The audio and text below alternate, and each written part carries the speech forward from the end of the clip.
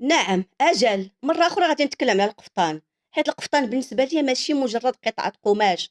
القفطان بالنسبة ليا هو إرث حضاري تركه لنا الأجداد، كنقولها وكنعاودها، هو جزء مهم من التراث الحضاري المغربي، من نهار اللي فتحت عينيا وأنا كنشوف الأمهات والجدات والخالات والعمات كيلبسوا القفطان والتكشيطة، وكنشوف الأميرات ديالنا في جميع المناسبات ما عمرهم تأخروا بلباس مغربي عريق، القفاطن بالمبرة، البروكة، الكمخة. وحتى بالثوب رابعة العدوية كيف ما كانت كتسميه الميمة ديالي. في هذا الوقت كانوا ناس اخرين كيعرفوا غير سروال الشقله والجيلي ديال القراصنه والكراكو والبادروم، منين ما قنعهمش وما وصلش للعالميه رماوه في سله المهملات وجاو كيتنافسوا معنا. لهذا انا كنطالب من الاميرات المغربيات اللي هما كانوا دائما كيجسدوا وكيمثلوا هذا التراث المغربي يوقفوا على موضوع قفطان في اليونسكو،